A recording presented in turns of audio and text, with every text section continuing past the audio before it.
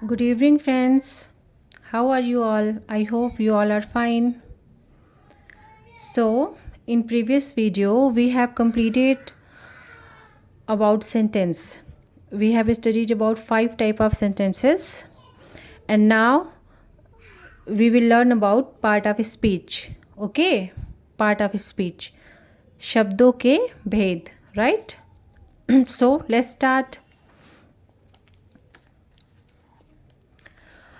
Part of speech, शब्दों के भेद जो होते हैं इंग्लिश में, there are 8 kinds of part of speech, यानी पार्ट ऑफ स्पीच 8 प्रकार के होते हैं। इन्हीं पार्ट ऑफ स्पीच से मिलके इंग्लिश के जितने भी सेंटेंसेस होते हैं उन सब में पार्ट ऑफ स्पीच ही कहीं ना कहीं पाया जाता है। 8 प्रकार के होते हैं। पहला है नाउन, जिसको संज्ञा बोलते हैं। दूसरा प्रोनाउन, तीसरा वर्ब, चौथा एडवर्ब, पांचवा एडजेक्टिव, छठा प्रीपोजिशन, सातवां कंजक्शन, आठवां इंटरजेक्शन। नाउन संज्ञा, किसी व्यक्ति, वस्तु या स्थान का नाम। A noun is the name of a person, place और things. For example, Rahul, Rahul Delhi, pot. तो देखिए, a noun is the name of a person, place और थिंग्स, यानी नाउन जो है वो किसी पर्सन, प्लेस या थिंग्स का नाम है। जैसे पर्सन का नाम राहुल, राहुल किसी पर्सन का नाम है। दिल्ली किसी सिटी का नाम है। पॉट एक बर्तन है, थिंग है। तो अ noun is the name of a person, place और थिंग्स। ओके, प्रोनाउन क्या है? A pronoun is the word which can use at the place of noun, यानी संज्ञा के स्थान पे जो शब्द यूज किए जाते हैं उसे ही सर्वनाम कहते हैं। कैसे यूज किए जाते हैं? जैसे राहुल है, राहुल एक लड़का है, लेकिन अगर राहुल के लिए हम कोई प्रोनाउन यूज़ करें तो उसके लिए हम ही यूज़ करेंगे, ही। तो ही क्या है? प्रोनाउन है। तो राहुल नाउन की जगह पे हमने ही यूज़ कर दिया, तो ही प्रोनाउन है। He, she, it, they, them, there, we, our, us, mine, ये सारे क्या होते हैं? प्रोनाउन होते हैं। जब हम प्रोनाउन के बारे में डिटेल पढ़ेंगे तो अच्छे से बताऊंगी। फिर होता है वर्ब। वर्ब क्या है? इसको क्रिया बोलते हैं। क्रिया का मतलब कार्य का होना। किसी भी सेंटेंस में कोई कार्य हो रहा है वो क्रिया है। एडवर्ब क्या है? क्रिया के बारे में जो एक्स्ट्रा बताती है। क्रिया क्या करती है? नाउन और प्रोनाउन के एक्शन के बारे में बताती है। एडवर्ब, एडवर्ब क्या करती है? क्रिया के विशेषता को बताती है। जैसे क्रिया है, जैसे गो, गो जाना क्रिया है। अगर हम बोल दें गो स्लोली, तो ये स्लोली एडवर्ब हो गया, क्योंकि गो स्लोली, धीरे जाओ। तो क्रिया के बारे में कुछ और एक्स्ट्रा विशेषता बताई जा रही है कि धीरे जाओ। जाना तो केवल क्रिया है, लेकिन धीरे जाओ यानी जाने के बारे में कुछ एक्स्ट्रा पता चल रहा है ना। धीरे जाओ, तेज जाओ, बहुत तेज जाओ, है ना। तो क्रिया के बारे में अगर हमें जो एक्स्ट्रा नॉलेज देती है उसे एडवर्ब बोलते हैं। एडवर्ब हमेशा क्रिया के बारे में ही एक्स्ट्रा बताती है।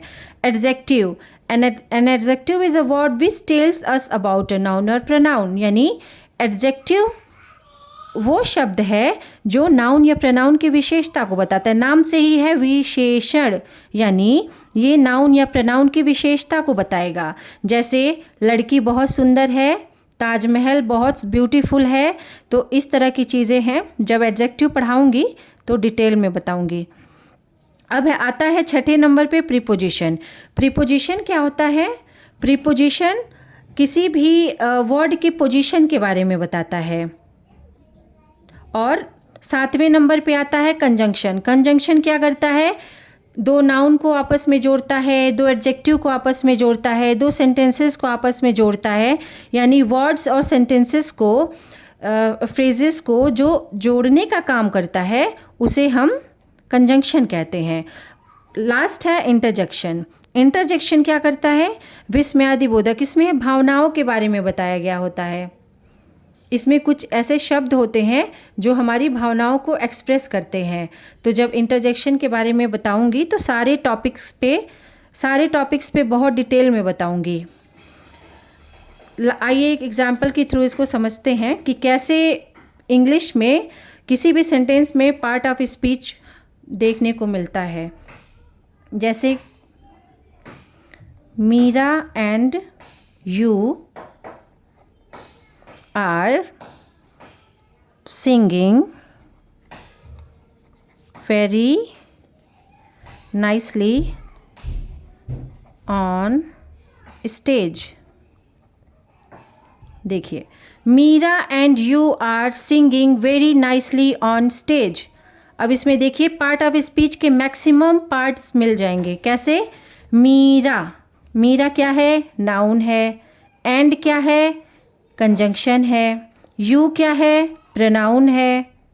आर क्या है? हेल्पिंग वर्ब है, वर्ब कह सकते हैं।